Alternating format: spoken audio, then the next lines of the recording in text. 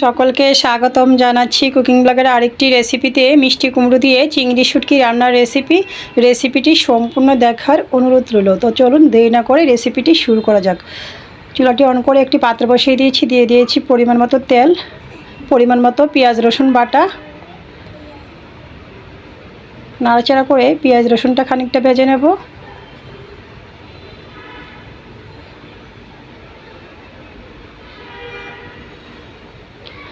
পেঁয়াজ রসুনটা খানিকটা ভাজি হওয়ার পর আমি দিয়ে দিয়েছি চিংড়ি শুটকিটা 2-1 মিনিট ভাজার পর মশলা কষানোর জন্য জল দিয়ে দিয়েছি। মশলায় দিয়েছি পরিমাণ মতো হলুদ গুঁড়া, স্বাদ মতো লঙ্কার গুঁড়া, পরিমাণ মতো ধনিয়ার গুঁড়া, স্বাদ মতো লবণ। নাড়াচাড়া করে নিচ্ছি। এরপর যে আমি দিয়ে দিয়েছি মিষ্টি কুমড়ো, আবারও নাড়াচাড়া করে নিচ্ছি।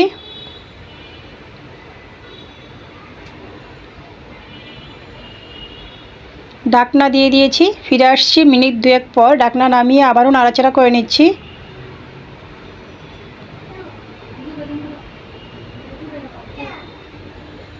আবারও ঢাকনাটা দিয়ে দিয়েছি।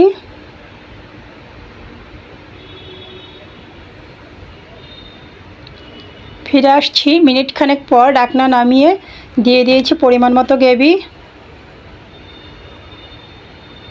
নাড়াচাড়া করে নিচ্ছি।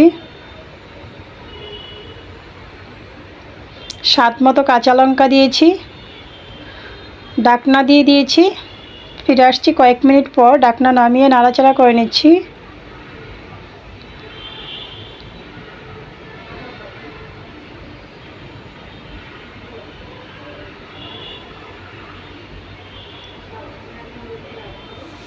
আবারও ঢাকনাটা দিয়ে দিয়েছি। ফিরে আসছি কয়েক মিনিট পর। ঢাকনাটা নামিয়ে দিয়ে দিয়েছি উপর থেকে কুচি করে রাখা ধনিয়া পাতা। আবারও নাড়াচাড়া করে নিচ্ছি।